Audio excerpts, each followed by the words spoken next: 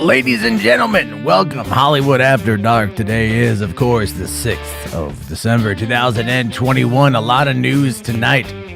Patty Jenkins no longer directing Cleopatra's Shang-CHI 2, as well as some Disney Plus stuff. MODOK is apparently coming into the Marvel Cinematic Universe. James Cameron laments not making Spider-Man. And whatever the hell is going on with Amy Pascal's hair. All of that and more here tonight on the show. Let's freaking go.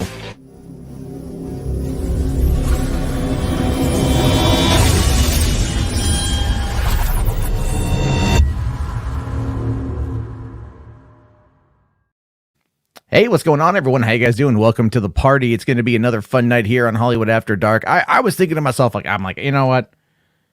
I need a day. I'm going to take a day off, right? I said that yesterday. No news. I'll take the night off. And, of course, the Daredevil stuff drops and it turns in this whole massive thing. And then today, a lot more information has been popping off in the realm of Hollywood. It feels like it's a fucking Monday. But here we are tonight, a little earlier than usual, because I actually want to try to get to bed at a decent time. But that doesn't mean that we're not going to have a lot of fun tonight talking about a lot of good stuff and getting into the nitty gritty of the entertainment industry, hopefully with a little bit of adult-oriented, mature audiences bent.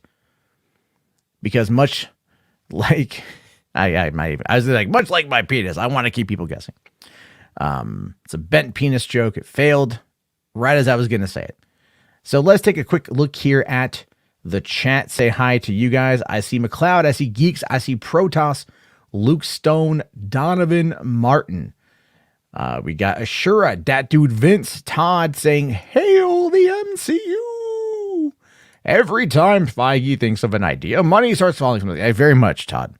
You are like probably the biggest MCU stan I have met yet here on the internet. Although Donovan agrees with you, says here, track 19 is a god. Track 19 is that special secret sauce track off of the leaked Spider-Man No Way Home trailer, soundtrack. I listened to it today while I was out this morning. I found it on Twitter still. I gave it a listen, and then I listened to it again and again and again and again and again and again and again and again and again. I've listened to it a bunch.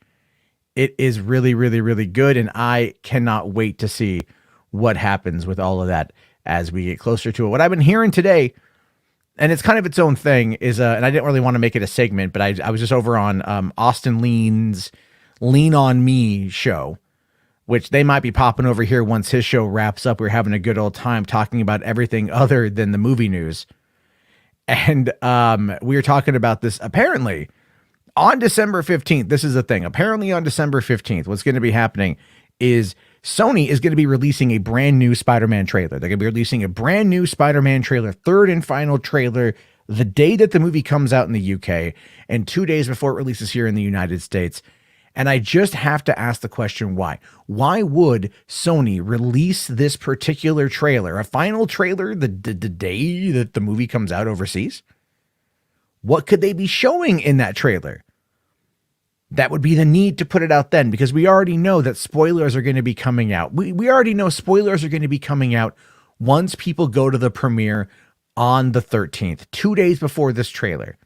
We already know that everything there is to know about this movie, as soon as it becomes a thing, is going to be out there. Some person who's going to go to the worldwide premiere in Los Angeles, who's not related to the industry in any way, but is a friend of a friend, is going to go to 4chan or Reddit or Twitter and spill the deets. We know this. And so what is Sony trying to do? I think if it's possible, because the news of a leak of the full plot, which apparently is already out there to some extent. And again, I have no idea if it's true or not. But what I'm wondering is whether or not they're trying to deflect from something.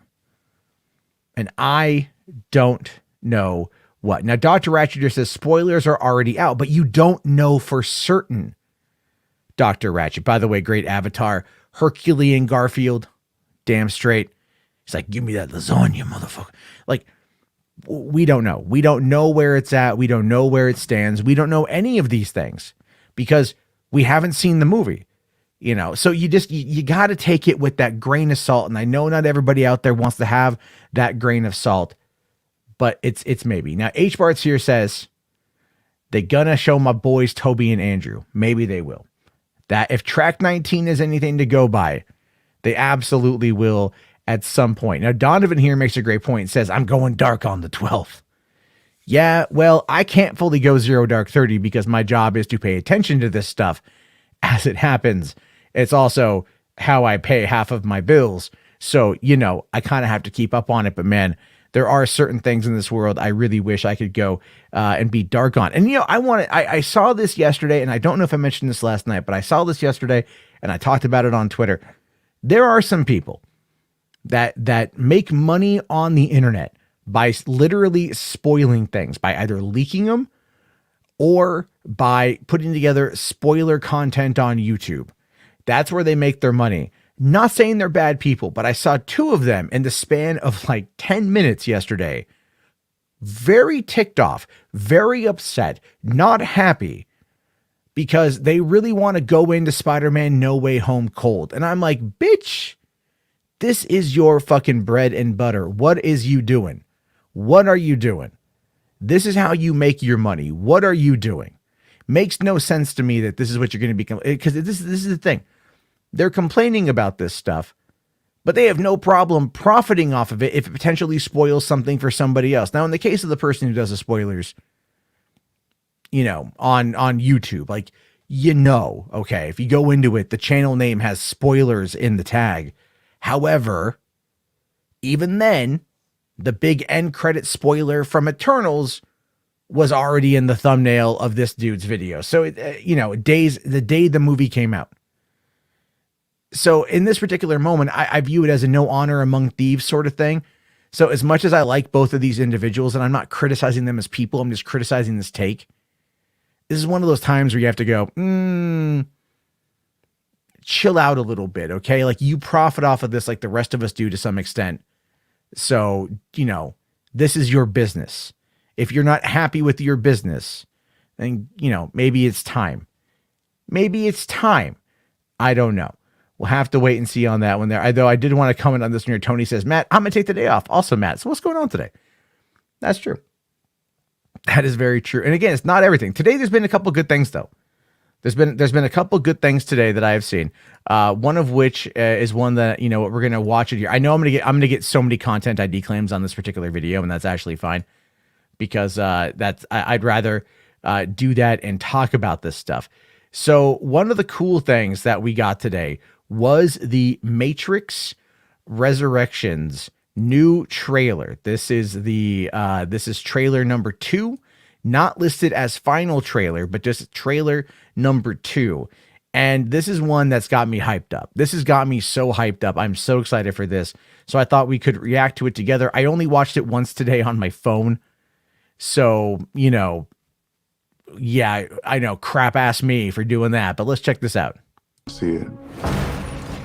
But we're all trapped inside these strange repeating loops. Billions of people just living out their lives. Oblivious. But this is the moment for you to show us what is real.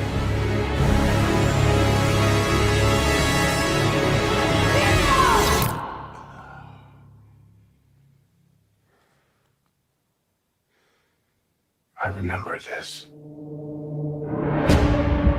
Guns. Lots of guns. So deja vu. And yet it's obviously all wrong.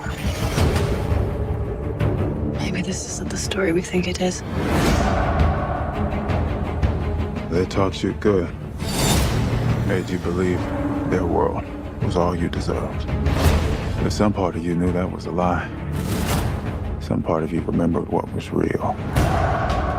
It's so easy to forget how much noise the Matrix pumps into your head. Something else makes the same kind of noise. War. Yeah.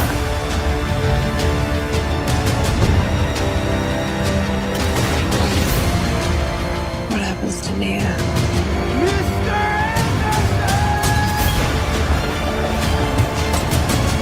The most important choice in Neo's life is not his to make. She believed in me. It's my turn to believe in her. Part of me feels like I have been waiting my whole life for you. If you want to see Trinity again, fight for her!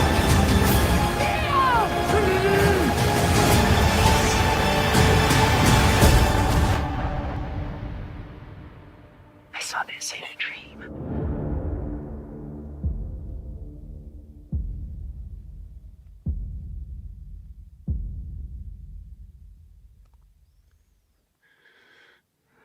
My dream ended here.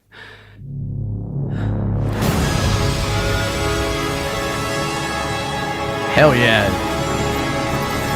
Hell yeah. See, here's the thing with this, right? So I've been thinking about it a bit. What exactly does this mean? What exactly does it all mean? And that's the question. That's the question about this movie. People have been asking this now for a while, ever since it was originally announced. Why in God's name is it coming? Why in God's name is it coming out? What exactly are we going to be able to glean from this movie that we haven't already gotten in The Matrix Reloaded, and The Matrix Revolutions? A couple things, in my opinion, at least. One of which has to be that I think that the reaction to Matrix 2 and 3 back literally 18 years ago is something that they've wanted to like fix. Now, I think the biggest problem with those movies was that they tried to do a little bit too much. Maybe they tried to expand upon the mythology a little bit too much, and it ultimately kind of petered out in a few areas. But look, when you think about it, they're not terrible films. They're not terrible films at all. So hold on, I need to pull that off the screen because I got a notification from YouTube that apparently I've got copyrighted material. So let me get it off the screen and wait a minute before they do anything. I think so. My take on this is that this is a Matrix within a Matrix. And I think that Neo has been plugged into something, or he's taking the blue pills, and this is just what's going on from that. It's a clouded reality. It's one that the machines are keeping him in order to keep everything from falling apart. It starts off by showing the black cat, showing the deja vu, which means the Matrix is reconstructing itself. We already know that, and it shows a lot of that happening in this, a lot of parallels, a lot of callbacks, a lot of Easter eggs, a lot of references. There is a lot in this trailer that I think is really going to be giving us an idea of what to expect within this movie. How far down does the rabbit hole go? Take the red pill and find out. Well, he took the blue pill, so the rabbit hole didn't go anywhere. And it just turned into this like cage, this prison. But he's going to take the pill again. He's going to open it up. And now it's going to be more maybe about Trinity and what Trinity is going to be able to do, or maybe the fact of bringing the two of them together. Because I've heard, if you look at it from like a religious, a theological point of view, I've heard that the Trinity, right? And I mean the Trinity, which would be Neo, Trinity, and Morpheus, in which case Neo is the father, Morpheus is like the spirit, and Trinity is like the Holy Ghost, or something along those lines. And I mean, look, there's a lot of religious allegories that takes place in this. There's obviously the one, the chosen one, everything else. I'm really curious how it's all going to ultimately play out when the thing comes out, what Lana Wachowski is going to do with it.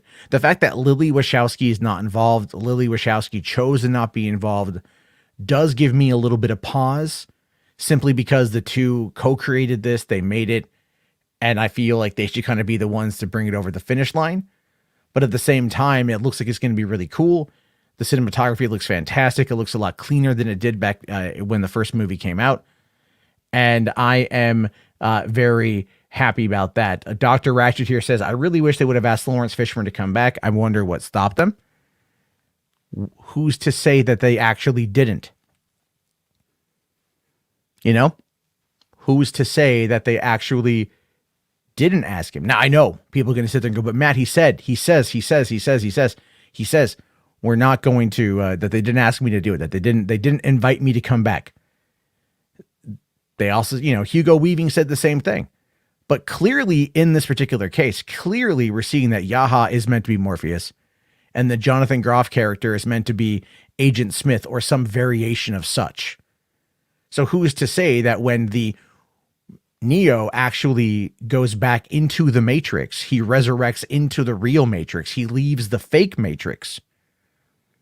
You know, we could say that he's been in there for a long time. He's been in a cave and he has to move a boulder and come out of the way. Maybe that's the allegory there. That is the resurrection, that he has been trapped away in a cave for 3 days or 30 years or whatever. And that is his return to the Matrix to become the one. And from there, then we get to be reintroduced to Neo and reintroduced to Agent Smith. Although Agent Smith was destroyed, the virus was destroyed at the end of Revolutions. So who knows how they're going to be planning this one out. But either way, there's, a crap ton of allegories. We'll have to wait and see. H. Bart's here says, Hugo Weaving had scheduling conflicts, so he could not make it. Again, what does that really mean these days? You know? So we have to figure that one out here. Cassier says, you're missing one thing. Computers can't calculate love. I think that's the issue. Maybe. That's a good point, Cass. I like that point. You're right. Love was a key factor in the original one as well. And that's a good point. Donovan here says, I love those types of allegories. I mean, the movie, like, you can take from it what you will. I'm probably wrong, but I remember back in 1999 when The Matrix came out. And then after The Matrix came out, I ended up going to a church retreat for the weekend. And we were reading up about like how there was like theological imagery, Christian imagery and names and things like that were in the Bible, that were in The Matrix. You know, so it's one of those elements where we're just like, oh, okay. This, I was 17 and I was impressionable. So who knows at the time, but there's a lot there. I, of course, am not a theology major. I'm just a dipshit with a microphone. I'm not the person to ask these kind of questions. That kind of person, I believe, would be Enosh over at the Poindexter Lounge, would be a good guy to talk to about that. But, but I have my theories. I have my thoughts. Shogun Order here with $5, man. Thank you for kicking off the super chats for the night. Really appreciate that, brother. Thank you.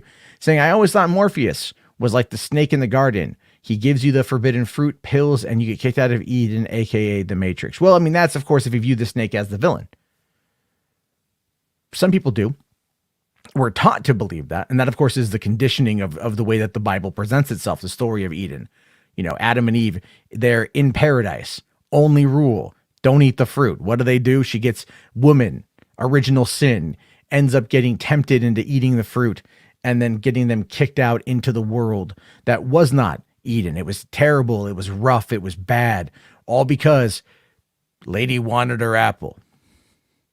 Why not a fucking pear? You know what I mean? Like if there's a abundance of fruit and abundance of food and anything you need is taken care of in the Garden of Eden. I don't know why, there's that.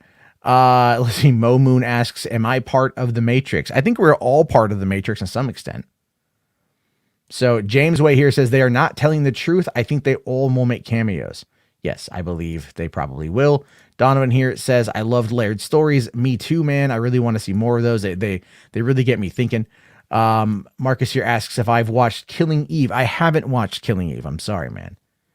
I'm sorry. Phantom Menace here says, Shang-Chi flopped so hard it got a sequel, greenlit 4 months later. Oh, I know. We're going to definitely be talking about that. 100%. Maladin here says, I need to rewatch the first 3 Matrix movies and the Animatrix before the movie comes out. Yeah, you're right, man. I would argue you don't even need to watch all of the Animatrix, just the Final Flight of the Osiris, which is really funny because I started watching the Final Fantasy, The Spirits Within yesterday on 4K, and the Final Flight of the Osiris is the only other thing that they've done as a studio, as a production company, was that. And even that was presented to the Wachowskis as like a tech demo back in the day, and they ended up turning it into something for the Matrix Reloaded and the Animatrix. But then also the Second Renaissance Part 1 and Part 2 are really the only ones you got to watch, just those 3. But yeah, I got to dive back into it before the 22nd, just like I need to watch Spider-Man Homecoming and Far From Home again in order to prepare for next week. So I have a lot of stuff to watch, guys. There's a lot of stuff to watch. And that's the thing too. I've been thinking, so here's what I did today. Today, I spent you guys know I take my kid to school in the morning. And when I take my kid to school in the morning, I go to the library and I work on stuff. And I'm sitting there today, I'm trying to think of like how to format the new Podio Commentary 2.0. How do I format it? How do I discuss it? How do I talk about these movies that's both informative and interesting and entertaining? And I'm telling you guys, I'm stumped at that shit. It's stumping me. I put together 5 pages of research on Final Fantasy, The Spirits Within today with like quotes and factoids and very interesting pieces of info. And then I'm like, will anyone even fucking care? And that's where I'm at. It's such a weird place to be when I'm trying to do the format of stuff. And that's why, like, I'm hoping by rewatching the Spider-Man movies and the Matrix movies, it might put me in a better mindset to sit there and just discuss it. So so the reason why I bring it up is I just want to ask you guys. So if you guys have heard the Podio Commentary and you like the way I discuss movies, which there's like 75 of you here. So you guys clearly enjoy something about that. So I do appreciate that. If you guys want me just to like talk about the movies and like, just kind of like, you know, not stream of consciousness, but like kind of put together something and then talk about what I like, let me know. Like, press 1 in the chat if you want more of a structured, like nuanced take with a bunch of factoids and information that's more kind of, I don't want to say story driven, but just structured, less freeform. Press 2, or if you don't give a shit, press 3. I'll give you guys that option there. I just always want to do more to like definitely do stuff. Have I seen the Kate film from Netflix? X Legion? I haven't. I want to, because it looks like Crank, but a crazy kind of like Neo Tokyo cyberpunk version of Crank. So there's that one. Mo here says add a co-host. That's kind of the problem, Mo. And I'll be honest with you guys. I like the idea of a co-host. It wouldn't really be a co-host as much as I think it would be guests. The problem though is that I am lazy. And I don't like to ask anyone for anything, to be honest with you. So that's kind of the whole point. That's you know, it's like I'll give you guys a prime example of this. Mad Max the Mandalorian is doing a what is it? He's doing a oh man, what is it called? It's the I'm gonna bring it up here. It's the fandom awards is what he's doing, right? This fandom award thing is what he's doing right now. Let me just share the page here. So he's got this thing he's doing right now. Fandom awards is what he's doing right now for the 2021 Best Movie Podcast. And you can see here there is a bunch of people that are on this list here. You've got Darth Lunga's Great Counsel, John Campea, Movie Madness Entertainment Live. That would be Mad Max himself. You got the Poindexter Lounge. You got Hollywood After Dark or HOWAD, Gabbing with Geeks, Film Junkie, 4 Nerds, Syllabdoo, Robert Marl Burnett, Hack the Movies, Den of Nerds, Multiverse of Movies. A large list of people here. So, you know, if you guys want to help support the show, you guys totally could. I don't know if you want to vote. You can vote right there. There's the link. Oh, I thought I brought up, my bad. There it is right there, guys. I thought I included it. That's definitely something that you guys could do if you want to click on Hollywood After Dark. And you know what? I'm just gonna vote. You know what? That's not right. I'm going to vote for who I think does the best one. I like Enosh. You know, I like Enosh. I think Enosh does a good job. He's very passionate about movies, and I really like his stuff. I'm going to vote for Enosh, but if you guys want to vote for me, that'd be great. Someone else in my Wi-Fi network had already voted on this. Well, I did vote for Enosh before, I guess. So there we go on that one. I did vote for Enosh. I was going to give him another vote. You guys caught me. Voter fraud. But no, I was going to do it for him because I don't like to vote for myself. I don't think I do it the best. I do enjoy it though. Let me see the results at this point. So, Enosh has got 91 votes. I've got 15 votes. And then other than that, Den of Nerds, Grey Council, it goes on and on and on from there with 4 nerds all the way at the bottom with 0 votes. That's not fair to them either. They do some good work as well. So if you guys want to help, check that out. If you want to vote for your favorite one, that does help Mad Max the Mandalorian. And I think that's going to, you know, he puts a lot of work in for fans. He likes to talk to fans. He likes to be there for fans. This is something he's wanted to do. So there you go. Luke Stone here saying, I've already voted for Hawad. Thank you, Luke. I really appreciate you. I appreciate that question. He says, you're the best IMO. Well, thank you. I appreciate that. I love what I do. I love doing it. I love talking with you guys and being passionate. It is a lot of work to do it as many days as I do it. But, you know, I think it's a lot of fun. So yeah, vote your conscience. If you like me, great. If not, that's perfect too. Dr. Ratchet here says, shout out to John Campea. I really hope he wins since he is a very sane man with not crazy ideas. Yeah. I've been getting criticized for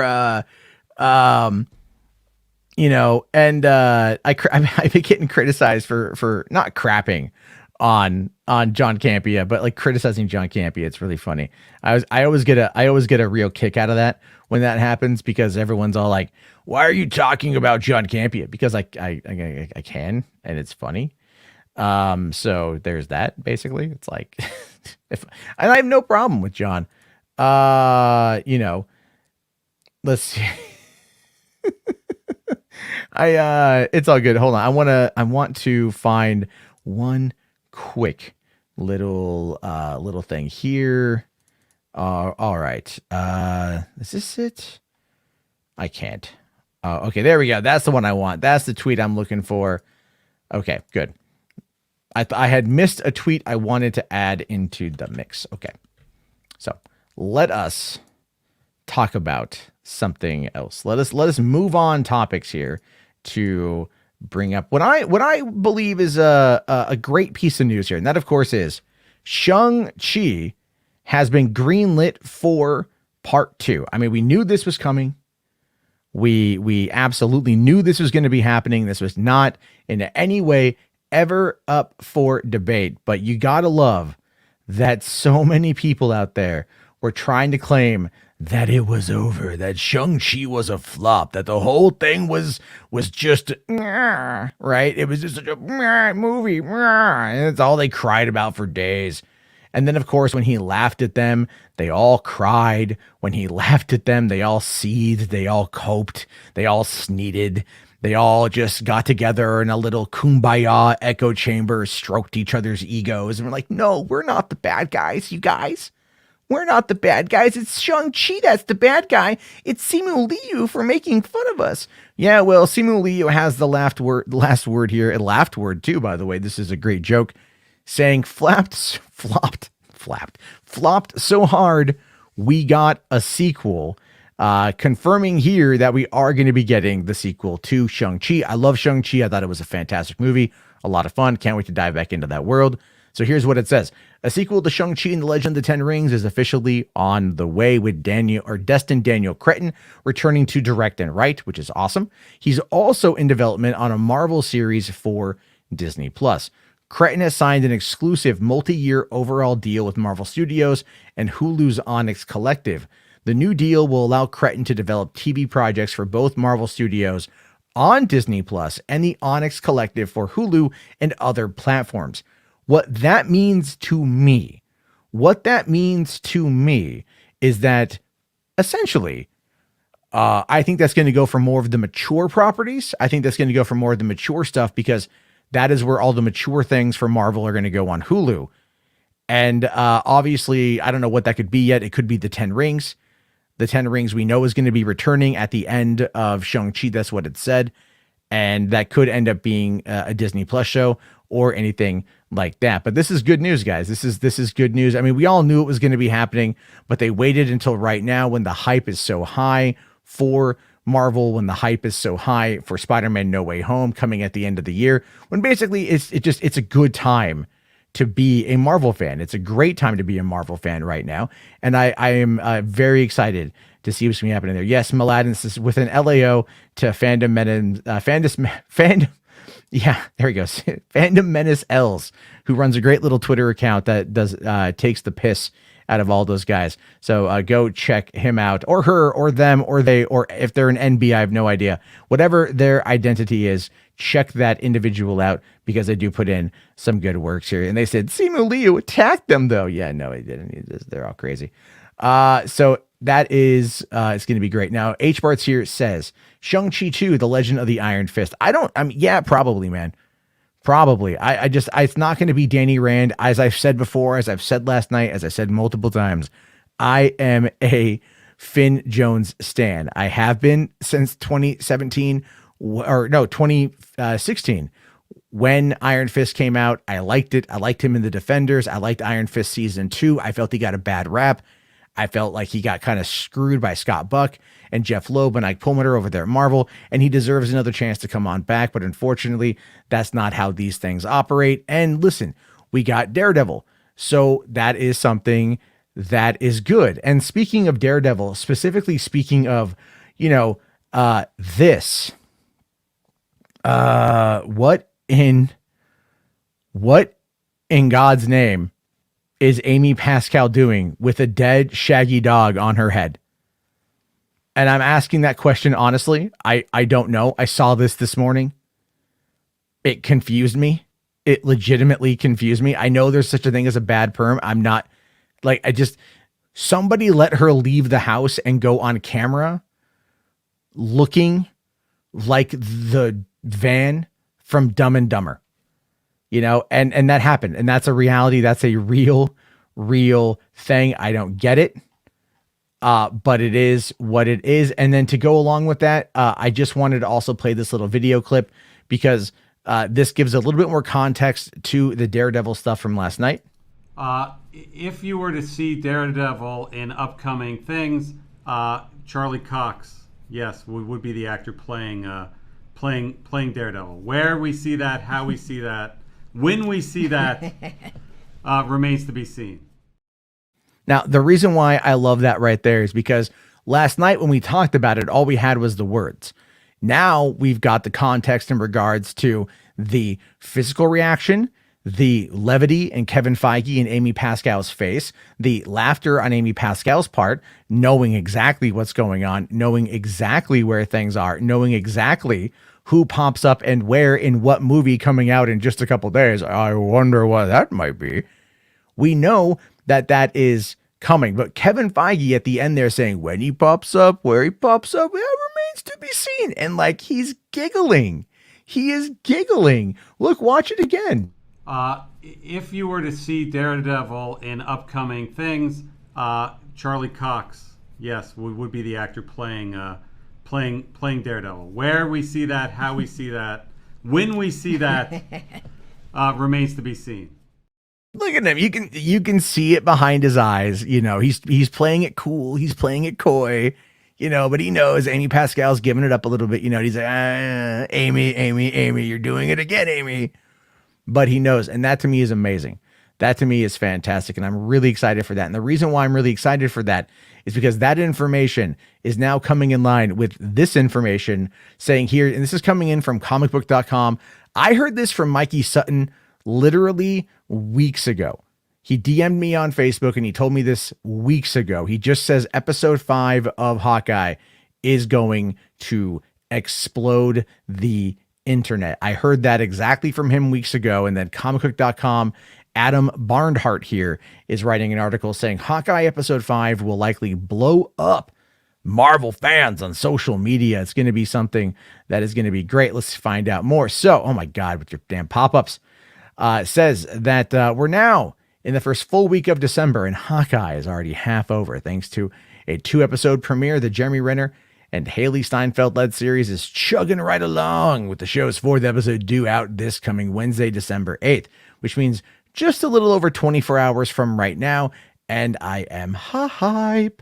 While some have speculated a major revelation will take place in this week's episode, especially after the major Uncle tease from last week. That Uncle tease is a pretty big one, and that's definitely something that a lot of people picked up on. I didn't know that's what it was, so when I saw it, my jaw did drop. Now, according to Matt Midovich's weekly rumor roundup on TV Line, the insider suggested that it is the show's penultimate episode that should be a hit with fans, saying that only that episode 5, I hear, should blow up Twitter a little bit. Now, the prevailing theory, to continue with what this article says, is that Wilson Fisk, aka Vincent D'Onofrio, will ultimately end up as the big bad on Hawkeye, as the character served up a close role to Echo / Maya Lopez in the comics. While Marvel has yet to confirm the character's return, Hawkeye producer Trin Tran has said sometimes the leaks and theories were spot on. Now, speaking of her, in an interview right when the show came out, she did say, kind of caught herself at the end there by saying, just wait, we need to talk after you see episode 4. Right. So people thought 5, but she really said episode 4. So what I'm thinking here, guys, what I think is going to be the big thing coming out of this, what's going to blow up social media, it's going to be next week 100%. But what I think is going to blow up social media at approximately, I don't know, 12:45 a.m. Pacific Standard Time tomorrow is going to be potentially a post-credit scene, because I do believe like the 4th episode of these shows have a post-credit scene. I do think each of them I think most of them have had a post-credit scene somewhere. Either 3rd or 4th episode. I think it was a 4th episode. And then we're going to be able to see the first glimpse of Kingpin returning. It's going to be like a flash, or it's going to be an outright confirmation. Somebody's going to say Wilson Fisk. It's going to be something. I don't know what. I don't know who. I don't know how. I don't know nothing. But my gut, my MCU loving gut, my TV watching loving gut, my movie watching loving gut is telling me that it's going to be something at the very end. And that is going to blow up social media. So if you have not seen any of that shit, tomorrow night, you get the fuck off social media and don't let yourself get caught up on that real quick. So that's the take on the whole Marvel bit for right now. There's one more story before we get into that. Shiny here with $5. Thank you, buddy. It says, you have my blessing to talk smack about Campia. It's not that I just like to talk smack about Campia, because I do genuinely like John well enough. I just think that, like, in this particular case, when it comes to Spider-Man No Way Home, John knows he effed up. He knows he effed up. And so now he's trying to deflect. So he doesn't want people to come to him when the movie comes out. He wants people to believe, oh, no, guys, it's going to be everything. It's going to be this, it's going to be that, it's going to be all of this stuff. It's going to be all of these things. That's what I think he thinks is going to happen. And at the end of it, I feel that really it's a deflection to cover his ass in some fashion. And he has had some seriously boomer takes recently. Let's be fair. Those are kind of fun to call out. It's not something I want to do every day, but it's definitely something. Also, Rational Skeptic here with $5 says, watch Jeremy, this being either the Quartering or Geeks and Gamers. I don't know. I'm assuming probably the Quartering. Says, watch Jeremy say Daredevil is woke because Matt Murdock is played by a handicapped guy. Well, the thing is, Matt Murdock is not played by someone without a handicap. So maybe, or a disability. So maybe that's what it is. Oh, maybe it's woke because they didn't, or it's bigoted because they didn't hire a disabled actor to play the role. When Echo, Maya Lopez's actress, I forget the name of her specifically, but she is indigenous, as well as she is deaf, and they got representation on that one, whereas Matt Murdock, Charlie Cox, is not. So it is what it is. I mean, you're going to get it where you're going to get it, obviously, but it works out pretty well. And what was cool was I read that when she first got on set, that Jeremy Renner and Haley Steinfeld greeted her with ASL. They had learned some ASL and they were communicating with her via ASL, which, hey, that's actually really cool, because you know what? That's inclusive. And that obviously is something that's going to make her feel that she's part of the Marvel family, which is part of the reason why I think that the series have done as well as they've done. But then again, Gary here from Nerdrotics would just be like, soy, it's all soy, because that's his favorite substitute. And then I did see someone ask the question about why do I think Nerdrotic is angry all the time? Because it pays the bills. It pays the bills, I saw this, though. I saw that he's going to be in San Diego next week for what is it? He's going to be there doing like a Spider-Man watch party or something, and then they're going to go sing karaoke afterward. The bar that they're going to, I used to frequent that bar with a bunch of my theater friends, and that bar is very, very left-leaning. That bar is super left-leaning. And if any of those right-wing troll chuds try to talk any bit of shit in that bar, they will get tossed the fuck out. So I'm waiting to see what happens on that one, because I spent a fair amount of time getting drunk on vodka tonics in that bar and rocking out to exceptionally terrible karaoke. So good luck on that one, you chud fuckers. Anyway. So yeah, hold on. The Watcher, what now? Okay. Did I see where Campia came out and said that the No Way Home pics of the 3 Spider-Men are real because they are? No, he actually, did he confirm it? Did he confirm it? Because I know that there was that the drop about like pay close attention to Tobey Maguire's dick. Oh, his recent stream. Usually RJ covers the John Campea stuff for me, but RJ is in finals this week. And, you know, hey, listen, good for him for getting an education. We all wish RJ the absolute best to get the education so he can actually get a real job, unlike this shit. And so he has not sent me any of that. I think he's asleep right now. So he needs to sleep. It's on his recent stream. I'll need to find it maybe for tomorrow because I don't know. I have literally no idea on that one. But of course he's going to say that they're real now because that just seems like something that he would actually do. All right. So here, let me cover the last Marvel story of the night. There's more to talk about here, but what we've seen today is that MODOK is apparently coming to the MCU with Ant-Man 3. And I'm not surprised, to be honest with you. At the same time, since when the fuck is Ant-Man 3 getting cool ass villains? You know, we got Kang the Conqueror coming on in, now MODOK. I mean, that's a big deal. Considering the fact that Ant-Man and the Wasp, well, not a bad movie. It is a fun movie. It is a fine movie. It is not the best of the MCU's offering. That is true. It's very simple. It's very straightforward. It's very Saturday afternoon type stuff, and that's okay. But now bringing in Kang, bringing in MODOK, and after Peyton Reed did the episode 2 and episode 8 of The Mandalorian season 2, you know, the Spider episode and the Luke Skywalker episode, I'm wondering if he's really upping his game for Ant-Man 3. I'm very interested to see what's going to happen with this. So this is coming in as an exclusive from the direct.com, saying here that, okay, so what we have here is, I'm looking to see here when they talk about all this. Okay, MODOK to debut in Ant-Man and the Wasp: Quantumania. According to the direct sources, MODOK will be introduced in the MCU in a major role in Ant-Man and the Wasp: Quantumania. MODOK's rumored presence in the sequel has yet to be confirmed by Marvel Studios. Although Jim Carrey was previously rumored to take on the villain role in the MCU, the direct can confirm that the actor is not playing MODOK in the Ant-Man threequel. That might be why Jim Carrey is trending on Twitter right now. I don't know. I know this sounds kind of weird. I would love it if it's Patton Oswalt. It's a weird thing to say. And I say that because the MODOK show on Hulu is really good. The MODOK show on Hulu is a lot of fun. It's from the makers of Robot Chicken. It's very Robot Chicken in its design, in its sensibility, and its style, and its humor. And I have been waiting for a season 2 to be announced. There's been nothing yet.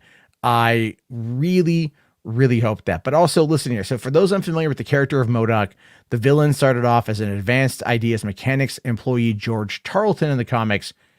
And then after an experiment gone wrong, he was transformed into the mechanized organism designed only for killing, a freakish life form that subsequently takes over AIM to enact all of his villainous whims. Due to his overdeveloped and overgrown head, MODOK has a genius-level intellect and is capable to use psionic powers. This apparently is coming in now that MODOK was reportedly included in a previous script draft for Quantumania written by Paul Rudd himself. So maybe that's Paul Rudd exercising his producer role, or at least his star power, over the third film. Like, look, guys, the second one was, it needed to be more oomphy. We needed more oomph. And now we're getting more oomph, because the thing is, Paul Rudd as Ant-Man is one of my favorite characters in the MCU. I want more for him to do. And I feel like Ant-Man and the Wasp did not have much for him to do. He did more, like, I feel, in Civil War as well as Endgame. So I really want to see what's going to be happening with this. I think it's going to be a lot of fun. But I know Patton Oswalt will not be playing MODOK in the MCU. So calm down if anyone is mad at me for saying that. I know that. I'm just saying that's what I personally would like to see, but I don't quite know who's going to be playing the role. Andrew Dunbar here said, you said cool villains, but then you said MODOK. That sentence makes no sense to Jarbo. I think MODOK is a cool villain. I said it. I stand by it. I'm fine with that, man. I'm fine with that. That's all I'm saying, man. I mean, I like him. I want to see what they do with this. Is going in a bit of a weirder direction, and I'm okay with that. I'm okay with the weird in the MCU, provided that it makes sense, provided that it works. Marvel is really good at laying out the crumbs and then delivering on the promise. So I'm cool to see what they do with that stuff. With any luck, we'll definitely need, we'll definitely get more out of this as time goes on. Let's see. Donovan here says Ant-Man is underrated, and plus with Feige giving the okay for a lot, or thinks it's free reign. I think Feige is relinquishing a little bit of control to the other creatives. You know, like I think Feige understands that they've got to expand outward, and they know what they're doing. And look, the thing is, they know what they're doing. You know, you can sit there and bitch about certain elements of the MCU all you want. You can bitch about all these things all you want. But in the reality of it is, they know specifically what they're doing, and they've been knocking it out of the park. So, well, the Watcher, Jim Carrey says he's not doing it. But then again, at this point, like I said, with Lawrence Fishburne, with The Matrix Resurrections, we don't know yet. We don't know until then. And H. Parts here says, Peter Dinklage would be a cool MODOK. Yes. Actually, yes, he would be a very cool MODOK. I think the thing with that is, though, the problem with that is that they already used them in Endgame, although they're not against reusing the same actors. Gemma Chan, for example, a few others have popped up as well in different roles. So it could definitely work out on that front. Jess here says, I couldn't get behind Patton Oswalt voicing MODOK. I could, because I thought it was funny, because you also had you had a lot of good talent. Ben Schwartz, the voice of Sonic, was his son. The mom, Beverly Goldberg, from the Goldbergs, was Monica, the scientist, the scientist supreme. You know, and then you had like Beck Bennett from Saturday Night Live in it, and a bunch of other people pop up. It was good stuff, man. John Hamm played Iron Man, for crying out loud. It was great. It was great. Isaac here says, I can respect your opinion about MODOK. you know that's going to be in the movie, right? You know they're going to say that in the movie if that happens. But then again, the same was for Vulture, and they knocked it out of the park. Yeah, exactly. Vulture was such a weird concept, but they made it work. That's the thing with all of this, right? Also, H. Bartz makes a great point. Jonathan Majors denied being in Loki. That is very, very true. Andrew says, no such thing as a cool MODOK. I'm going to disagree, man. Look, I'm telling you, there's going to be a lot of MODOK stands coming off Ant-Man 3 Quantumania. You're going to see it. There's going to be a whole bunch of MODOK people. They're going to come out going like, simp for MODOK. MODOK for president, man. Let's do it. Be a lot of fun. Yeah, and I agree with Marcus here that Kang is probably going to end up making MODOK his bitch. That I completely agree with. And I think from there, it's going to be interesting. So here's what we're going to do, because I got about 45 minutes left. I'm going to try to wrap it up a little bit early tonight, just so I can actually get myself back on a decent sleeping track. So what I want to do is I'm going to open it up to you guys. So I'm dropping the link in the chat right there. If you guys want to come on in, we'll get a couple people to come on in, have a conversation for a couple minutes, ask some quick questions. We'll have a little bit of fun. I haven't done a call in a little bit.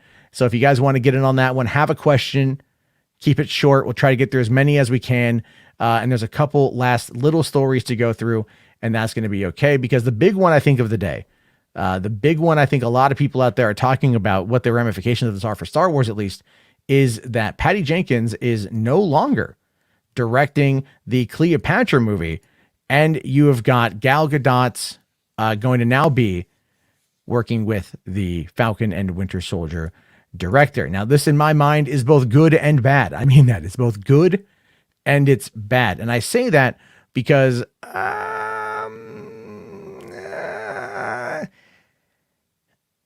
Falcon and Winter Soldier was a fine show. I liked it a lot, but I didn't care for the direction. I liked the acting. I liked the writing, and the acting definitely would be in line with the director, but I felt it was like half good, and everything with the Flag Smashers was pretty terrible. And I'm a little bit concerned because I don't know. So let's find out more here. So Gal Gadot's Cleopatra just swapped directors, delaying the still-to-come reunion of Gadot and Wonder Woman director Patty Jenkins, though she was previously attached to direct the historical epic. Deadline reports that Jenkins will now step back into a producer role, pivoting focus to other upcoming projects. As for the empty director's chair, don't worry because Kari Skogland is set to take over the filming duties. She did all 6 episodes of the Marvel Disney Plus series, The Falcon and the Winter Soldier. And again, I loved it. I thought it was great, but it definitely was not what people were looking for in some of that way. H. Bart's here says, was trash, wannabe Russos. I mean, they definitely pulled from the aesthetic, but they failed in my mind, the aesthetic. Like, I feel like they failed off the aesthetic a little bit. It just wasn't as good as it could have been. But Luke here says, I love Falcon and the Winter Soldier. I love the camaraderie and the relationship between Sam and Bucky. I loved Isaiah Bradley. I liked, Agent Carter. I liked all that stuff. I thought it was good, but the Flag Smasher and the Aaron Kellyman side of things, that whole plot line was pretty bad. Now, there's arguments to be made about the cut plot points that maybe definitely because of the pandemic, because of COVID, it definitely hurt that a bit. There are points to be made there. So I'll give her a pass for some of that, but I'm going to sit there and say for right now, I'm not the biggest fan of I mean, but then again, like it's a Cleopatra. It's a Cleopatra movie starring a non-Egyptian, who already came under fire earlier this year because of her comments on the whole Israeli-Palestinian conflict. You know what I mean? So there's that. Now, McLeod, I agree with you that Falcon and the Winter Soldier did bring it home with the social commentary. And I think that had a lot to do with the writer. I think the writer did a good job on that one. I think he did a good job. I agree with H. Bartz. The actors did a good job, except for Flag Smashers. That plot was definitely just not good. It just didn't work out very well. At the end, we're meant to be sympathetic to them, which I know was always the point, but it failed to stick the landing. So that's kind of what happened there. Ray here says, I'm already in my moo-moo getting ready for bed because I'm old and tired. Well, don't go on camera. If you want to call in and say, hey, which you totally should if you want to, you don't have to go on camera. Oh, there's a conundrum for you. And so, yeah, I mean, look, the other thing with this too, I don't know if this article references it directly, but there is Patty Jenkins. Okay. So as for the previously slated director, Patty Jenkins, her hectic production schedule has been a popular subject lately. Last month, her Star Wars Rogue Squadron film was taken off the Lucasfilm production schedule, citing her previous commitments as a conflict. Pre-production was set to begin this year, kicking off filming in 2022. Though she remains attached to the delayed film, no further announcements or further details have followed. And so what people are thinking right now, and what Deadline had said, what they'd reported on, what a lot of people are pulling from with that, is that she's going to focus on Wonder Woman 3 and Rogue Squadron. Now, that just makes the most amount of sense, right? Wonder Woman 3 was announced roughly a year ago following the release of 84 over on HBO Max. There's been no movement effectively on Rogue Squadron, with the exception that it was pulled off of the production schedule. But this is after, keep in mind, Lucasfilm had in fact paid for space over at Pinewood in London. They had gotten space to shoot. So they're still clearly planning on making something. I don't think it's Rogue Squadron. I still think that it is in fact going to be the Kevin Feige, Michael Waldron produced film or written film. That's what I think it's going to be. But the problem is, here's the thing. I agree with Planetary Federation of Unions saying that Patty proved she was a hack with Wonder Woman 84, got the studios spooked. I mean, there was that, right? Like there was that. There's definitely something. Okay, hold on. Cleopatra was Greek. Yeah, but okay, fine. She's Greek, but is a gal Greek? No. All right. And then H. here says Cleopatra was technically Macedonian descent. She's from the Ptolemy dynasty. Yeah, fine. I got it wrong. But it doesn't. What I'm trying to say about that is basically that gal. And I'm fine with her in the role. I have already seen the social media uprising getting ready to attack the casting of this movie again because it was announced earlier this year. Remember that? So I've already been seeing that happening today. That's what I'm talking about. Yes, Cleopatra was fine. I got it wrong. Okay. But, most people out there aren't going to give a shit about that. They're just going to think Cleopatra. They're going to think Egypt, and they're going to be like, yo, who this girl? That's what they're going to say. All right. And then Fandom Menace here says Gal Gadot as the evil queen is also an awful casting. I kind of agree about that. Now, Gal in Red Notice, that was her best performance. In Red Notice, she was great. She was fun. She was playful. She had great chemistry with the boys. She was a lot of fun to watch. I mean, it was like this is the Gal that worked for me. But then Wonder Woman 84 was such hot garbage. It was just like terrible. The Watcher says Cleopatra will still get made. It will only not get made if Gal drops it. Yeah. No. You're right. You're definitely right on that one. So, so Rational here disagrees with Planetary Federation about Patty Jenkins being a hack. See, I'm kind of like on that same front myself. It's not that she's a hack. Okay. I want to clarify that. It's not that she's a hack. It's actually, I agree with Kevin here. Jenkins has a big ego problem and thinks that the first Wonder Woman movie was only successful because of her. And that is true. I believe she has an ego coming off of Wonder Woman and its success. But again, that had a production team of Snyder's guys. Snyder was heavily involved in the story, heavily involved in the production, and most likely the post-production. And then when she was left to her own devices after successfully negotiating that control and a bigger paycheck from Warner Brothers at the end of 2017, then we got Wonder Woman 84, which sat shot and finished for months and months and months and months and months because it kept getting delayed. And they still never thought to themselves, hey, maybe we should take this time to license some 80s music to put in this movie. Or maybe, I don't know, not have Gal Gadot and Wonder Woman rape a guy. How about that? Let's just do that. Now, Andrew here also says Cleopatra. Thank you, buddy. Says Cleopatra was also severely inbred. So Gal Gadot is far too pretty to play Cleopatra.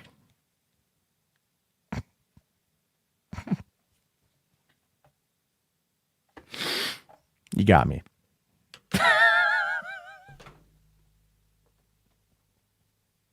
I don't know why. I don't know why that broke me. It got just.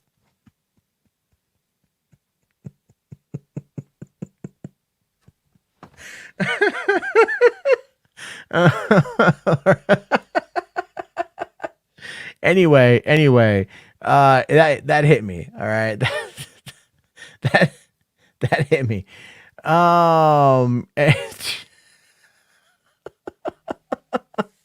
So Keji here says Wonder Woman 84 wasn't hot garbage. It was flawed. Yeah, but not garbage. Dude, it did not. We can Keji, I'm not trying to like downplay your opinion because I think everyone has an opinion and it can be everyone has a valid opinion and stuff. I think it was hot garbage because the story didn't make any sense. The finale didn't make any sense. The leaps in logic to get to the finale didn't make any sense. The fact that there was no consequences for the villain really didn't make any sense. And he even got Marine 2 to fly him from that island back to a destroyed field somewhere where magically his son appeared out of the tree line instantaneously. And then they embraced, which was nice. And then nothing else after that. Nothing else from Maxwell Lord. Knew nothing of the consequences. At least in Superman 1978, Superman flew over, scooped up Lex Luthor, and took him over to the jail and dropped him off at the jail. Like, well, here you go. You're going to be here for a while. Never mind completely going past all elements of due process because, that's a thing in our Constitution. Wonder Woman 84, it completely lost track of what it was trying to be. It is such a misstep of a movie. And if there's and I would say, maybe there's a director's cut out there that's got a better, she had full control. So this is on her. And I think that's a big problem with that one. So I think there's that one, right? H Barts here says Gal is too good looking for Earth. I'm not gonna disagree with you there, buddy. So yeah, let's see. Wonder Woman 84's quality of filmmaking was bad. Bad storytelling aside, I completely agree. They they stole a museum jet that happened to be fueled, and then they flew all the way or halfway around the world without being noticed or spotted. Yeah, that was another thing too. Let's see here. You can see the massive drop in filmmaking going from Wonder Woman 2017 to Wonder Woman 84. Yes. Okay. Rational says here, hey, Matt, Patty said DCEU directors are still following from where Zach left off. So why did Wonder Woman 84 suck? Because it didn't continue from where Zach left off. It went a whole different way. I view 84 as an Elseworlds movie. And I hope that if we want to apply the trilogy of Wonder Woman, that would be Wonder Woman 2017, Batman v Superman, and Justice League. There you go. There is your Wonder Woman trilogy of appearances. Because that's what we got. That's what we got. All right. And then also getting back over to this one, I wonder if Wonder Woman 3 is getting fast tracked, which I think it is. Now that Gal has had her child and she's getting back into shape, obviously they're going to want to fast track this thing. And then maybe Rogue Squadron won't be coming out till December 2025 because Star Wars does have films 2023, 2025, 2027. Those are the next theatrical films. It is rumored that the 2027 Star Wars movie will in fact be something involving The Mandalorian. That was something that I think, I forget Corey Van Dyke, I think is his name, had said on Twitter the other day. Again, these are all rumors that pop up. We have no way of necessarily knowing what we are going to get until we get it. But in the meantime, it's a lot of fun. But because I don't want to be a negative Nancy and I don't want to attack people, I agree. And I want to really highlight what Luke Stone says here. Hopefully World War III will be better. I'm sorry. Hopefully Wonder Woman 3 will be better. And I agree. I'm hoping that it's good. Again, I'm also agreeing with you here that I hope Wonder Woman 3 and Rogue Squadron will also be good. My only hope for Rogue Squadron is that it is set post Return of the Jedi in the same time frame as the Mandoverse or before the Mandoverse and not after Episode 9. I feel after Episode 9 would be a bad call. That is, unless it was starring Oscar Isaac's Poe Dameron, in which case I probably would be on board for it. So, with that out of the way, we're coming up on the last 25 minutes or so. We got 91 people in here. Thank you all so much. If you guys want to smash on that like, help me out, that'd be fantastic.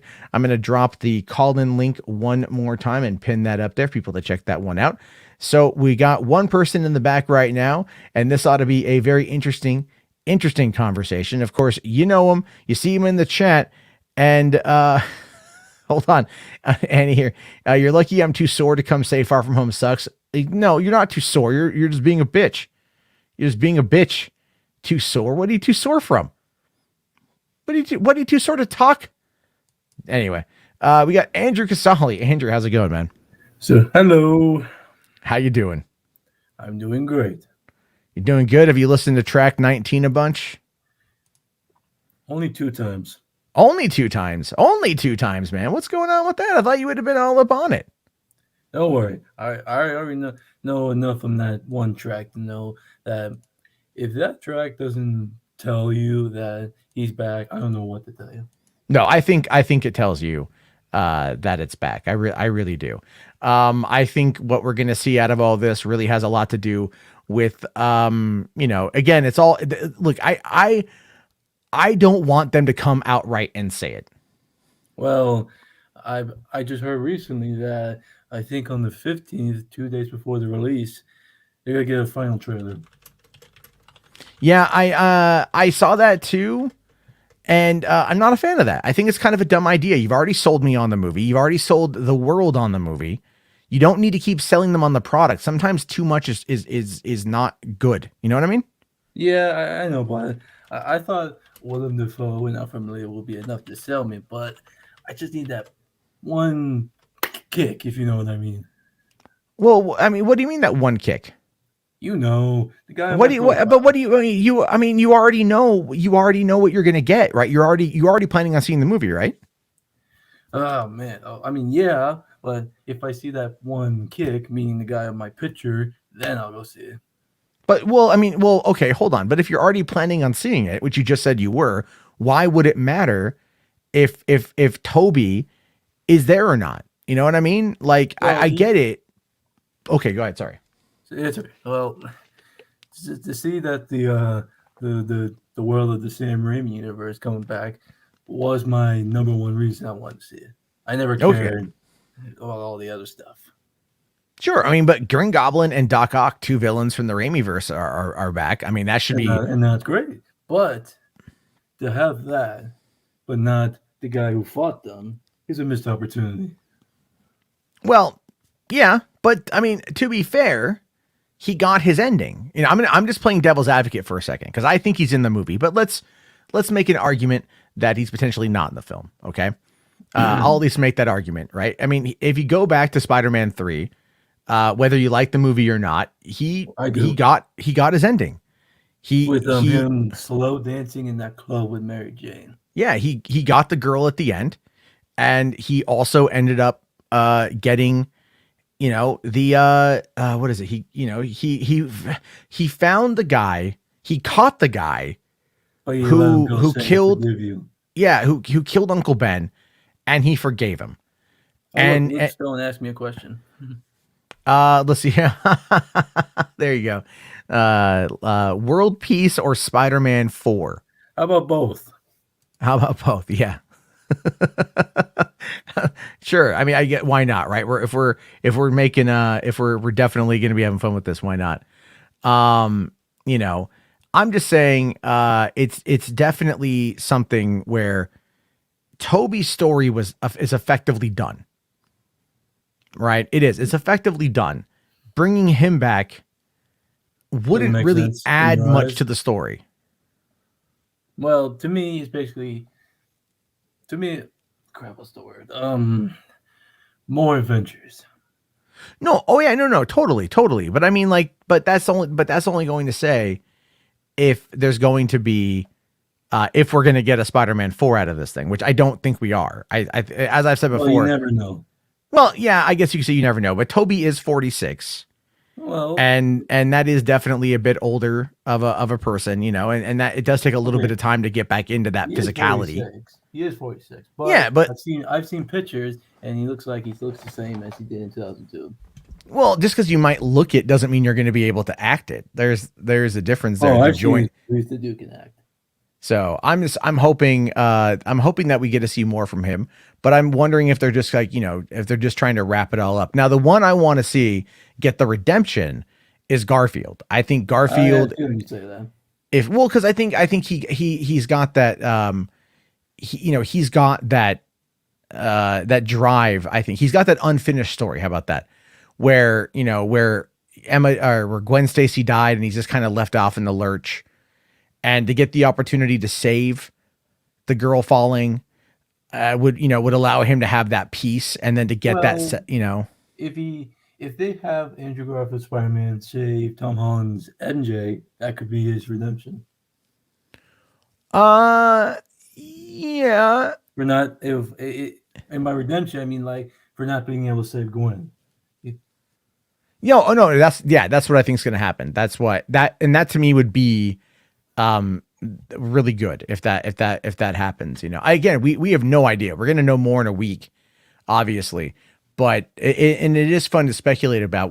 All I'm hoping for at the end of the day is a solid Tom Holland Spider-Man movie, because that's what I want. I don't. Well, I know you don't. You don't like Iron Boy Jr., as you've called him. Oh yeah, I know you had some things to say to me before. I have had some things to say to you before, but I'm willing to have the debate. I like Tom Holland. I think he embodies the heart of the MCU. I think he embodies what Spider-Man is. What you just said there, I see in my guy. Well, yeah, but what I'm talking about, I mean, and again, Toby was the first, not the first live action, but he was the first on the big screen. He was the first on the big screen, and he is important and he's pivotal in not only the history and the pantheon of superhero movies, but also the profitability of those movies. I mean, Spider-Man 1 broke all sorts of records, and it's a good movie, and it holds up all these years later. Spider-Man 2 is heavily regarded Yeah, and it's again, they're all watchable, they're all fun, and people Well, like them. Out of the three guys, I only watched the trilogy more. Well, I figured as much. That would make the most amount of sense, because I mean, you've obviously got Toby in your avatar, so that, I mean, I get that, and that's all good. But I mean, like, so do you have tickets to go see the movie? I have not. Oh, okay. Well, you're Because I knew how crazy it was that night, so I decided to wait till I don't know. Well, maybe the day after the day, maybe the 16th. I'm gonna go do it. well, that's going to be. I mean, hopefully you don't get stay off the internet. Is the best thing I can say to you on that one. Before. Yeah, but I mean, like, but this is Toby. Like, do you want it spoiled? During this scene, people say that, like, maybe like he shows up in. I'm like, okay, I'm seeing it. Okay, I mean, like, but what if they're lying to you? You won't know. Now I'm just gonna put that in your brain. I want you to think about it. No, I think. Look. Oh, go ahead. You're gonna hear if Toby's in the movie. You're gonna see screenshots. You're gonna hear about it. It's gonna be there. Absolutely. Hey, just hearing that soundtrack, his theme in track 19 already made me shed a tear. Well, good. I mean, if anything, you have that to hold on to. Is if you have that to hold on to when you wait for the movie to come out. But hey, man, we got a few more people that are in the back room, so I got to get to them. All right. So thank you very much, Andrew, for coming on. I appreciate it, and we'll definitely talk more after the movie comes out. Oh, it's gonna be juicy. Yeah, you're either gonna be real happy, or I fear for everyone else in that theater. No. All right, man. I'll see you later. Have a good one, buddy. All right, bye. See ya. All right. Thank you very much, Andrew Casali. Again, I'm hoping he's right. I hope he gets to see it. I do agree. I saw with Mladen here. I would love Garfield to get redemption in No Way Home. I completely agree. All right, let's quickly bring on John. How's it going, John? Hey, Matt, can you hear me? I can hear you just fine. What exactly is so we got maybe like a few minutes, so we'll go real quick through this. Okay, but real quick. What's on your mind tonight, buddy? Well, one, Elizabeth Taylor, she played the Cleopatra in 1963, so Gal Gadot's just as pretty. So I don't. Well, I'm not knocking Liz Taylor. I'm not knocking Liz Taylor. I was I was Googling, I Googled Gal Gadot Cleopatra, and a bunch of Liz Taylor photos came up, and I'm all like, yes, please. I mean, Liz Taylor, she was a fox back in the day, man, 100%. Oh yeah. So have you cried yet watching Ghostbusters Afterlife? I haven't seen Ghostbusters Afterlife yet. Okay, so yeah, I haven't cried yet. I was gonna go last night, and then that Daredevil stuff dropped. Today I was just exhausted. I get seasonal effectiveness disorder. So, and Washington is just gloomy. It was so gloomy and drab. My energy was gone today. So I was just waiting for nighttime to hit so I could get perk. Cause I perk up in the evening, which is why I like doing the late night show. But so, yeah, for me, I just was kind of dragging today a bit. That's okay. So, but yeah, no, I want to go see it. Maybe I'm going to try this week sometime. It all depends. That's okay. Get away. I mean, it's like, The Expanse season finale is on Netflix on Friday. So, I don't know if anyone's ever watched it, but I can't wait to see it. Wait, isn't The Expanse on Amazon now? I'm sorry, Amazon. I thought I keep getting confused. Yeah. The new. What is it? Season 5, I believe. Well, they call it season 6, but it's only 6 episodes.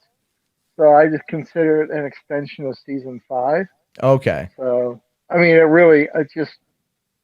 6 episodes is not a season. That's just finishing up the storyline. But so. Yeah, we'll have to. Well, I mean, is it the series finale or just a season? Season and series finale. Oh, okay. Well, I mean, if it's a good finale, then it's a good finale. But those are kind of hard to nail with the show as hyped as The Expanse. Well, yeah. I mean, I watched it on Sci-Fi when it first came on the air, and that was like the first night. Desperate for good sci-fi, and it was pretty awesome. So I kept hearing that it was like Game of Thrones in space. That's how it was pitched to me. Yeah, that's how they did to get people interested. That's what they hyped it up as. it's more political motivated rather than I don't know. I never watched Game of Thrones, so I don't have a comparative analysis. Oh, It's okay. just that it's just really good, and um, I mean, I agree with you about dumping the whole thing all at once because I wind up binging it all because I like it so much. Then I regret it because now I got another, you know, X amount of months wait for the next season. But this is the last of it, so it's going to be pretty tough to go one episode per week. You know. Yeah. Oh yeah. Well, I mean, it's kind of like, I like Hawkeye. I want to binge Hawkeye, but you know what? I'm like, all right, I'm going to wait. And then a lot of those shows I'm like that with, cause it's not hard to like, I went through all the Squid Game in like less than 24 hours. So cause I wasn't feeling well. I woke up, I had fallen asleep early. I woke up, I watched like 6 episodes of it.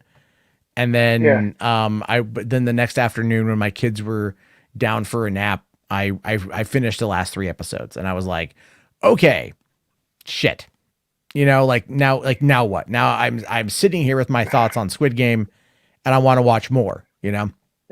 So it is what it is, but hey man, I got to let you go. I got a few, got a few people to get to here. So, thank you very much, John. And we'll talk soon, buddy. Thank you very much. Oh yeah.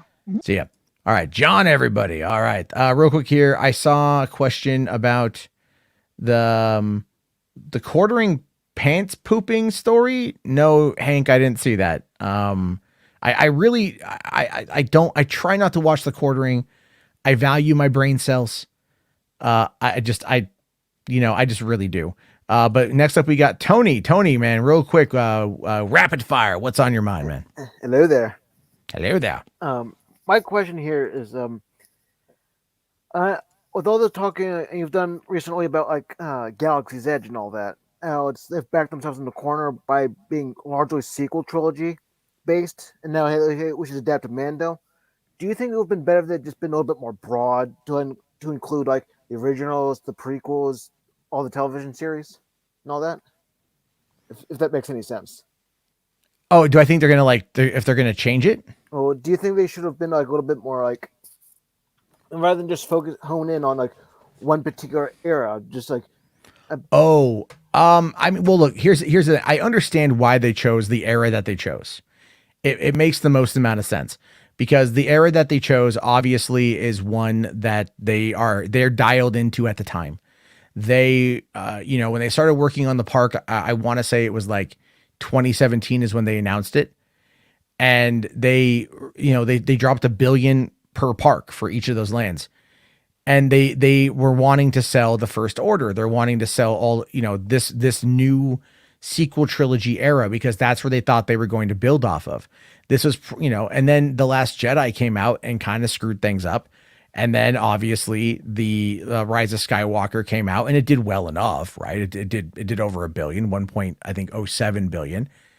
And they, I think, realized that, oh shit, there's a love for Star Wars but it's not here. It's just not, they mismanaged it. And so now they're stuck with these theme parks and the theme parks do well. Rise of the Resistance, dude, every day I'll see updates from like certain, like Walt Disneyland or Disneyland or Walt Disney World accounts talking about like the queue line for the Rise of the Resistance ride. And I think now there's a new Genie Pass that's coming. And I see Skywalker Brian's in the back room and I'm sure he'll fill me in on that. But, obviously they've got to do something at this point where they're going to have to adapt. And I really think that like refurbing Galaxy's Edge to be Tatooine and to focusing on the core characters and that core timeline of the OT that's what fans want. Fans will flock to it. And even new fans will flock to it because of how well received The Mandalorian is and the stuff around that era. And that's where clearly they're staying right now. It's going to be the most popular thing for them. And that's, I think, also what's fucking over Galactic Starcruiser is Galactic Starcruiser now has the ability, you can actually book your tickets. When it first opened up, the first 3 months of sales, like of rooms, were all booked up right away. And now since that video came out and it was flamed across the internet, no one liked it. they ended up, people canceled their bookings, and now you can actually get some. So, it's and even today they put out an article. I'm going to cover this tomorrow because there's a lot of other stuff going on, but they're trying to argue that it's not a hotel, that it's like a theatrical experience, but they've done nothing to show that it's a theatrical experience. And that's the problem. It's because it's not set in the timeline that people want it to be set in. You know what I mean? Like here's the thing. Galactic Star Cruiser sounds awesome. All right, it does. I want to go see it. One day I will. But what I would prefer is like a 2-day, 2-night, all-inclusive actual like rebellion mission or an Empire mission. Whether I can go one time and cosplay as the Empire or cosplay as the rebellion, and set me up with an actual adventure that takes an immersive adventure that takes place over the span of those 48 hours or whatever. That's what fans want. The people who are going to go and spend the money for that, they want to be like a Jedi. They want to have the lightsaber stuff. They want to be involved in the conspiracy and the action and the intrigue. That's what they want. This like, hey, go to a Twi'lek bar and listen to this woman sing is not necessarily going to be like, the biggest thing for everybody. My take on it, at least. Mm-hmm. It's just that with this one park that they wouldn't be as backed into a corner if they acknowledged more like the TV shows or the 2 trilogies that came before. I'm sorry. I was breaking up a little bit. Say that again. I don't think there'll be I don't think the corner will be as small as it is if they acknowledged maybe the other 2 trilogies or some of the TV shows that they got. Yeah. I think they should do that, and that they don't. The fact that Mandalorian isn't there is ridiculous. Like Baby Grogu, Baby Yoda, whatever. That is their highest selling merch, and the fact that that's not there yet, it's is a problem as far as I can tell. So, but hey, man, I'm gonna let you go. I still got some people to get to. We'll do longer call-ins probably towards the end of the week. It was kind of on the fly tonight, but I thanks for coming on, Betty. Thank you. No problems. All right, see you later, buddy. Thank you. All right, thank you, Tony. Let's see. Dark Beast says they should set it on the Casino Planet. Hank, I will ban you.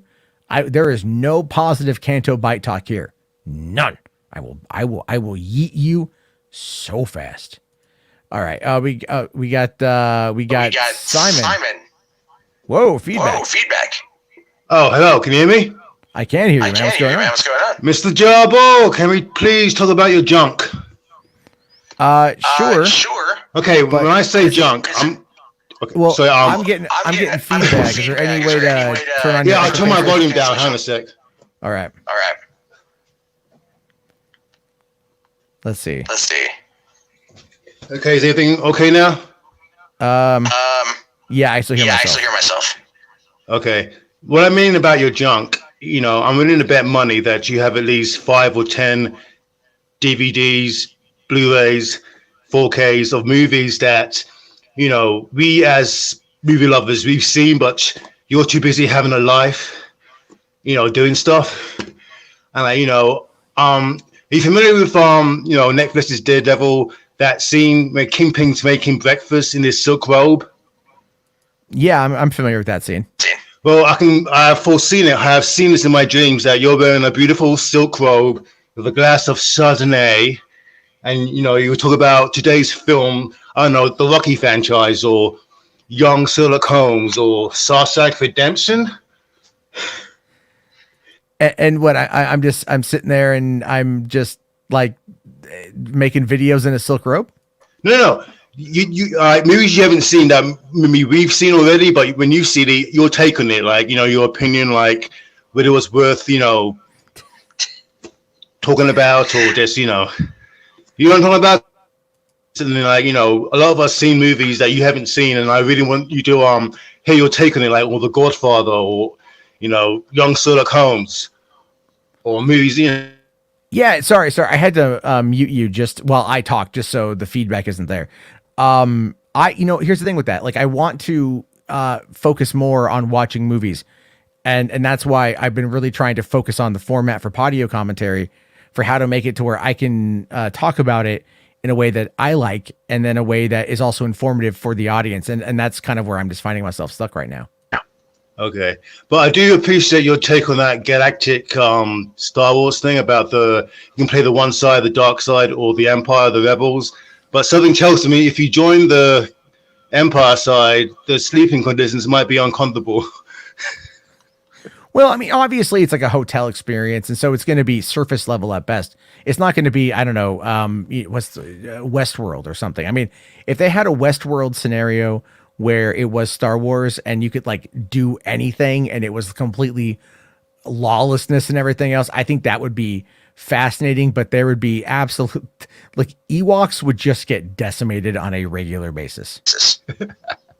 Yeah. So hold on. Anything else real quick, man? Because I still got a couple people to get to and I got to dip. No, this, I appreciate talking to you, and like, hopefully, you will see Ghostbusters and you will have a feeling. I'm hoping to have a feeling watching Ghostbusters. I'm pretty sure that I will. Again, as soon as I see it, you guys will know because I'll be talking about it. Yeah, appreciate it, man. All right, man. I'll see you. Have a good one, buddy. All right, man. Take it easy. See ya. All right, Simon, everyone, thank you. He's a big supporter of the channel. We really appreciate that. Thank you for coming on. All right. I know that this next person has a lot to say. Always has a lot to say about Disney, about theme parks. He's a good guy. Birthday is on Friday. Don't know if I'm doing Collins on Friday or not, but I know his birthday is on Friday, so we should give him a big happy early birthday. Skywalker Brian, how's it going, buddy? Hey, Matt. How you doing, buddy?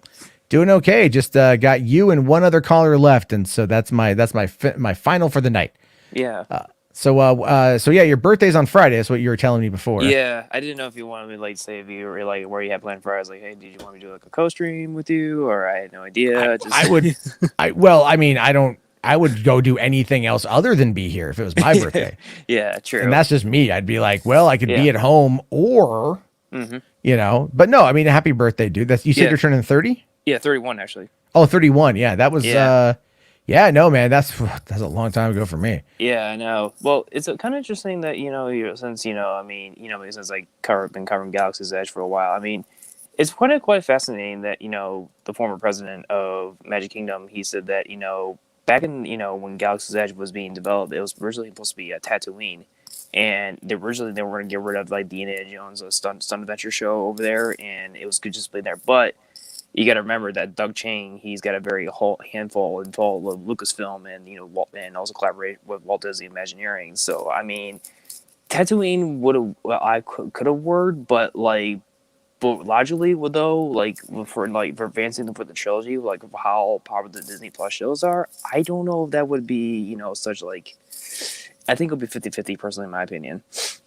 See, I don't see that as being 50-50. I definitely see it as being higher because, for one, when you go to Galaxy's Edge, which I know you were just there recently. Yeah. I mean, what's the key draw to Galaxy's Edge? It's the Millennium Falcons there.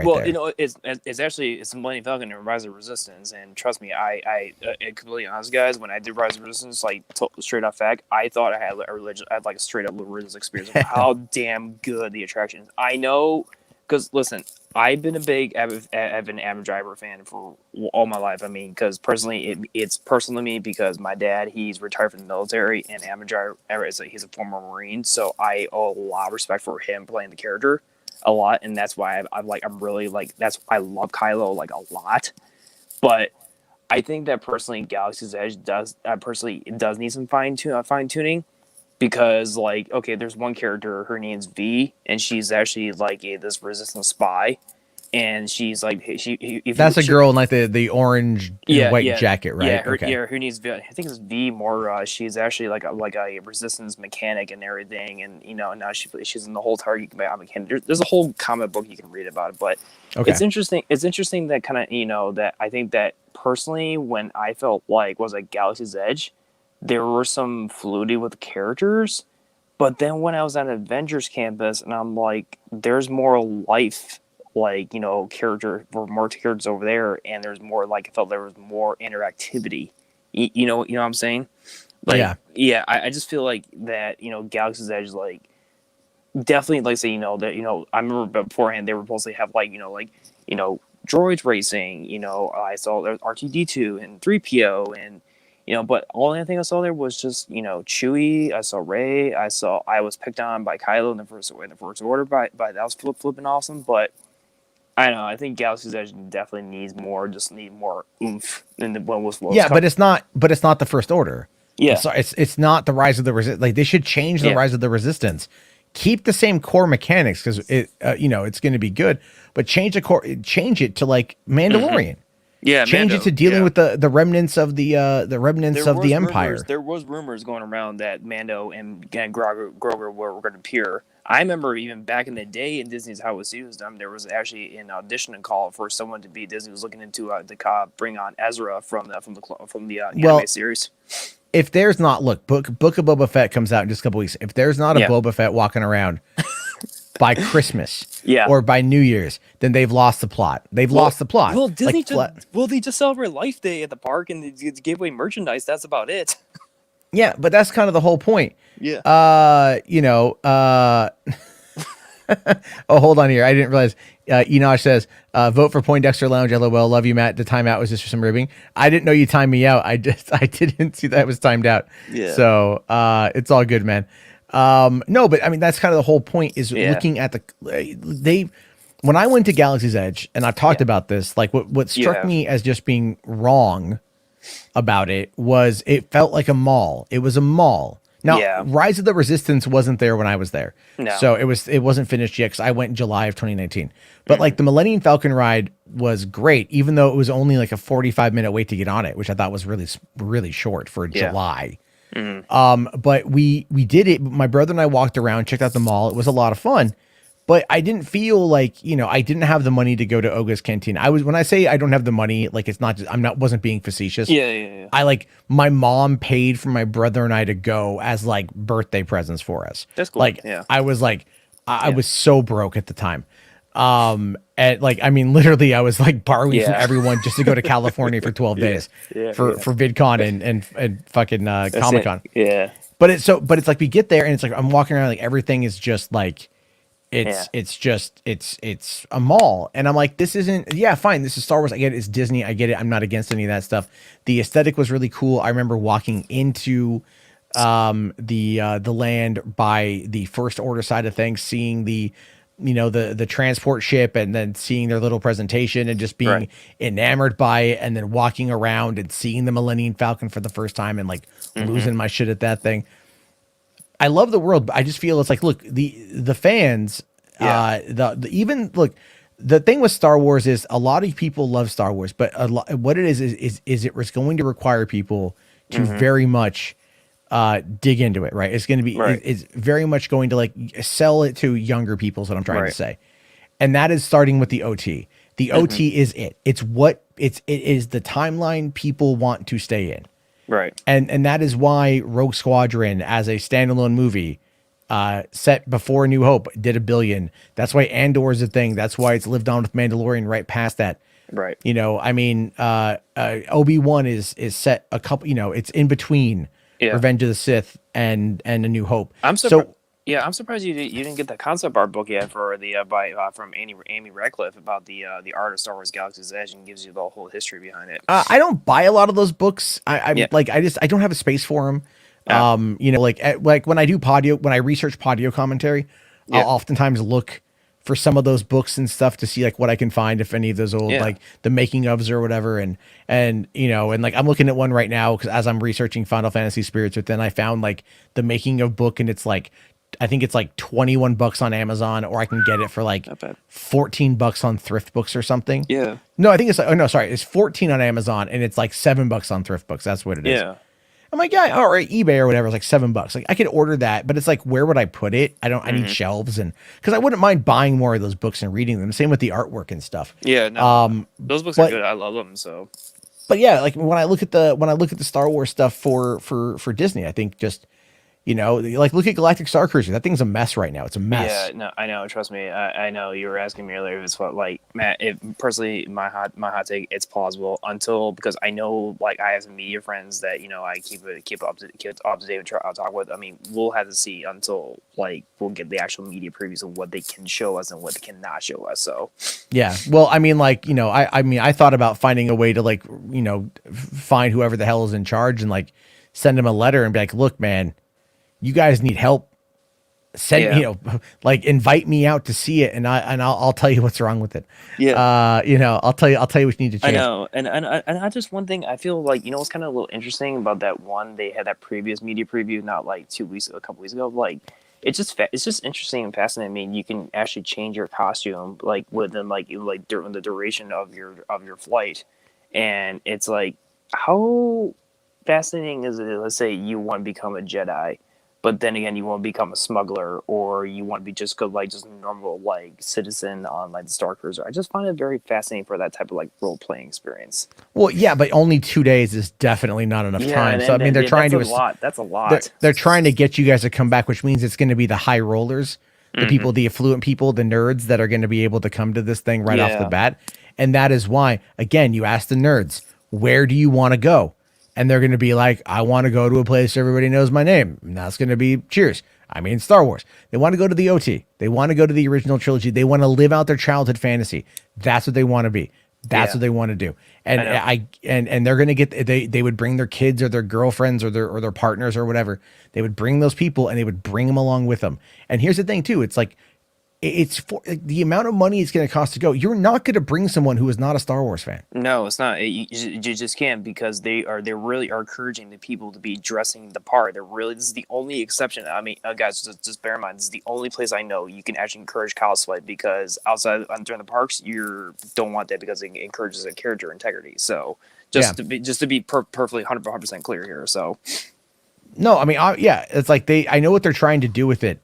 The problem though is that like it's just their marketing on it is bad, and this is unlike Disney. And to really kind of drop the ball on this one, like, of course we're gonna have to wait and see what happens with it, obviously. No, but hey man, I gotta let you go. I got one guy to get to, and then I got to get to bed.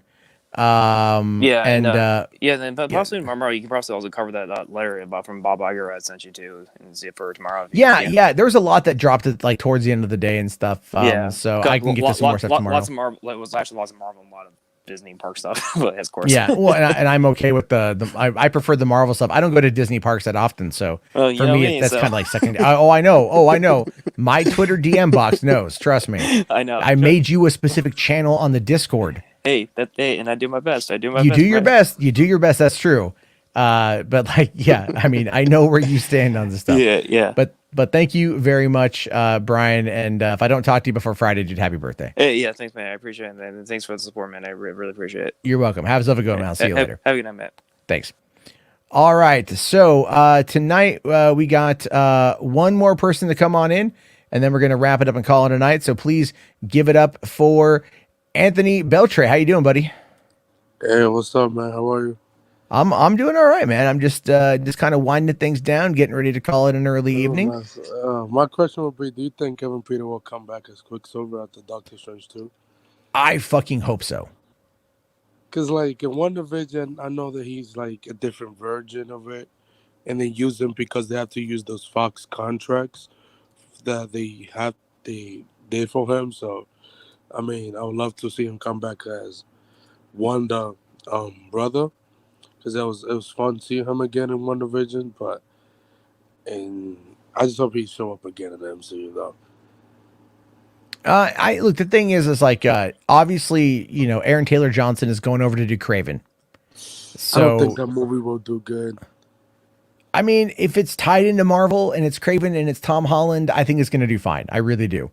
With the success of Venom, I totally even space on the fact that Venom 3 was confirmed today.